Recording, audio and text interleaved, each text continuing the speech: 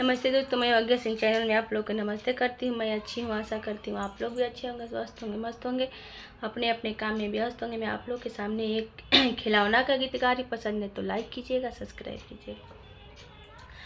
हरी नेहुरी नेहुरी हमाय अंगना बहरनी, कमर में उठे दरदिया। नेहुरी नेहुरी हम अंगना बहरनी, कमर में उठे दरदिया।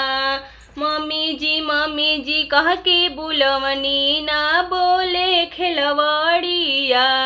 मम्मी जी कह के बुलवनी, ना बोले खिलवाड़िया।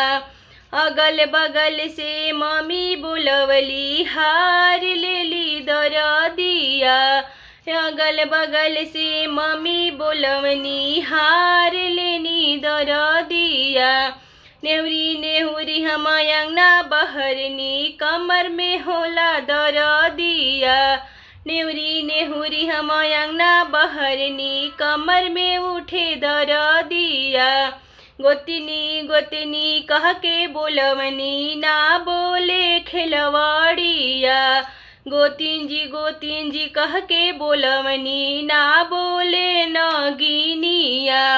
अपना गाँव से भाभी बोलवनी, हार लेली दरदिया।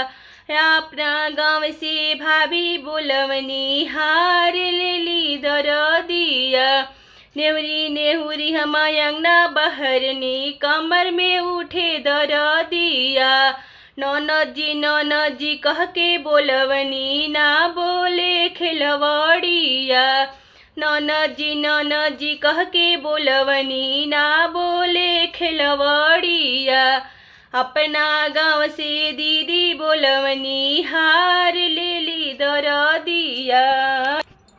अपना गाँव से अपन दीदी बोलवनी, हार लेली दरदिया। नेहुरी नेहुरी हम अंगना बहरनी, कमर में उठे दरदिया। नेहुरी नेहुरी हम अंगना बहरनी, कमर में उठे दरदिया।